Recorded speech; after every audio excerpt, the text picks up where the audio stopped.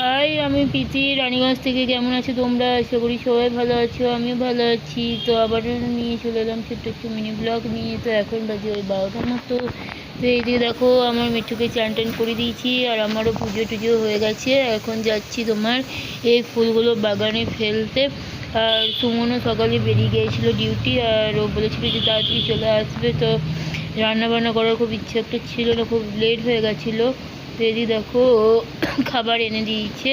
তো চলো কী কী এনেছি দুপুরে তোমাদের সাথেও শেয়ার করি। তো দুপুরে এনেছিল তোমার ভাত, আলু সেদ্ধ, আর এদিকে আলু পোস্ত আছে, ডাল আছে, তারপর 5 বিশাল একটা সবজি আছে, তারপর চিকেন ছিল। এদিকে বরকে দিয়ে দিলাম খেতে, ও এখন মিঠুকে খাবার দিয়ে দিল। আর এদিকে বিকালবেলায় আমি জুস পরশু দিন যেটা বানিয়েছিলাম সেটা আমি দিয়ে দিলাম, কিন্তু ও খেলো না, ভালো ছিল না এমনিতে খেতে, দুধ চিনি সবই নষ্ট হলো আর কি। আর এদিকে দেখো সন্ধ্যেবেলায় তোমার খেয়ে নিলাম